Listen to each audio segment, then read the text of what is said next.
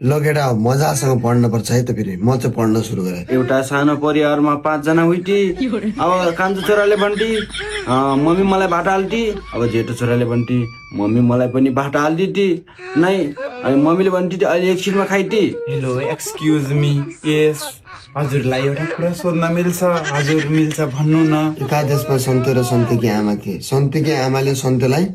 जबाबु दाउरा ल्याएर आए भनेर भन्नुभयो सन्ते रिसाउँदै ढिङ देखाउँदै ल ल्याइदिन्छु भन्टी भन्यो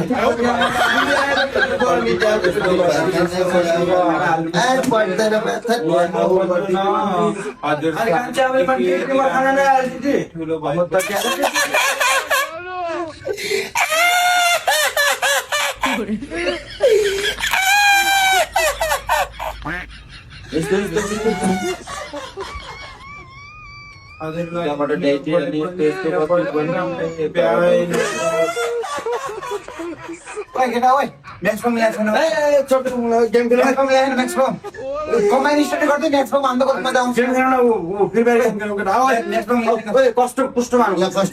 ल आइज उठ्न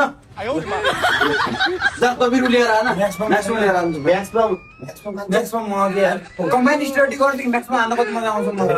छैन सिगरेट छैन सिगरेट सिगरेट ल्याएर आउँछु त सिगरेट ल्याएर आउँछु त्यो पनि छैन ल आ कस्तो ल आइज ल आइज कस्तो भन्नु म के हाल्ने त हेर यहाँ कस्तो हान्छु मैले ल्याएर आउनु त ल तर न गेम ह्याच गर्दा चाहिँ उठाइछ ल ल ल तर लुकेर आउनु पाइन्न है फेरि